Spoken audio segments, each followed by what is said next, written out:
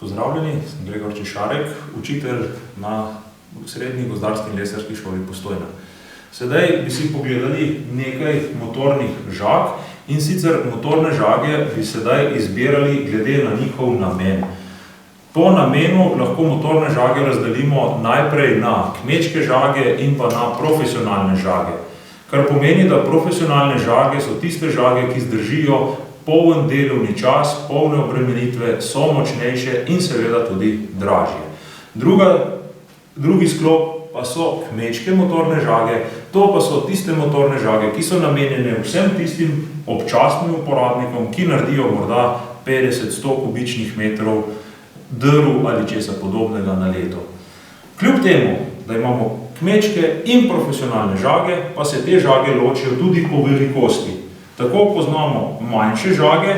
Pri manjših žagah lahko govorimo o tistemu sklopu, ki je namenjen predvsem delu v sadovnjakih, delu v letvenjakih, drogovnjakih oziroma za vsa taka manjša opravila okrog hiše, kjer potrebujemo motorno žago.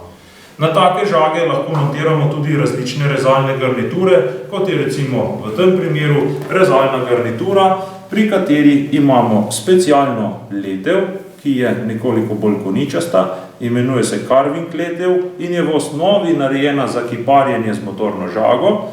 Ima tudi manjšo rezalno garnituro, torej verigo z korakom 1/4 cole. Taka rezalna garnitura je za nekoga lahko zelo uporabna v sadovnjaku, saj omogoča bistveno bolj gladek rez. Za delo v gozdu pa je nekoliko manj primerna, ker se zobje nekoliko hitrejše obrabljajo. Potem imamo srednje velike motorne žage, s katerimi že lahko izvajamo tudi številna dela v gozdu, tudi podiranje nekoliko debelejših dreves. Z takimi žagami lahko rečemo približno nekje 50-60 cm debela drevesa, če gre za mehkejši les, ne bi smela biti problem. Ti dve žagi imata še eno posebnost in sicer ti dve žagi sta opremljeni z dodatno zavoro, kar poveča varnost.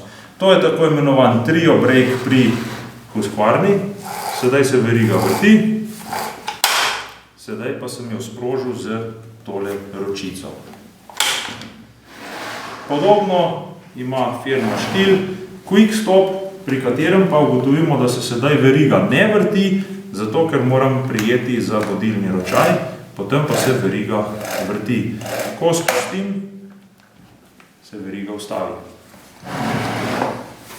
Za delo v gozdu, kjer imamo predvsem debelejše drevje in trše listovce, pa uporabljamo močnejše, večje motorne žage, ki imajo večjo moč, seveda tudi večjo težo.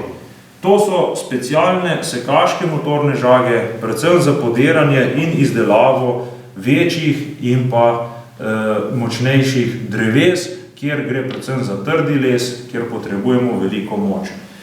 Pri odločanju vedno bodimo pozorni na to, da izberemo tako motorno žago, ki zadosti večini našega dela.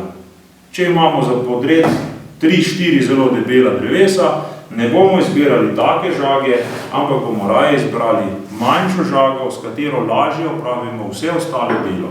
Tudi večje drevo lahko podremo z manjšo žago, nekoliko bolj počasi, vendar še vedno varno.